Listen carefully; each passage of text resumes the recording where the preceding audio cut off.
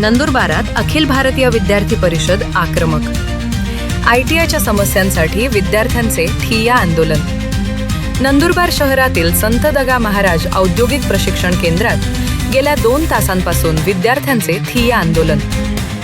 औद्योगिक प्रशिक्षण केंद्राचे परीक्षा केंद्र इतर ठिकाणी असल्यामुळे विद्यार्थ्यांना याचा त्रास सहन करावा लागतो. प्रशिक्षण केंद्र नंदुरबारमध्ये व्हावे यासाठी विद्यार्थी आक्रमक.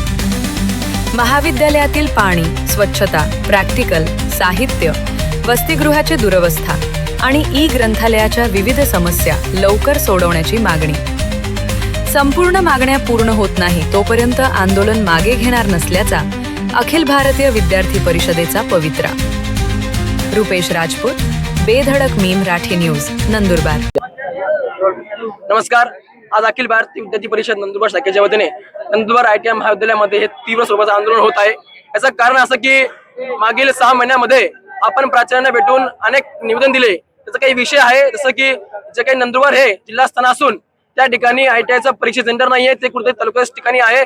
त्या ठिकाणी विद्यार्थ्यांना जायला पोहोचण्याला खूप अडचण येतात. दुसरा विषय असा की महाडीबीटीचा विषय आहे. त्याच प्रकारे हॉस्टेलचा विषय आहे. तर पिण्याची पाण्याची व्यवस्था नाहीये, साफसफाई नाहीये, दरवाजे नाहीये, पंखा नाहीये, त्यांना बेड नाहीये.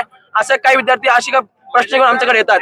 त्याचबरोबर महाविद्यालयाला शासनाने 2 कोटीचा फंड लायब्ररीसाठी दिला होता, परंतु या प्राचार्यांनी या मागच्या वर्षामध्ये या 2 कोटीचं काय केलं आणि या लायब्ररीचं कुठे गेली हे आजही विद्यार्थ्यांना सांगत नाहीये.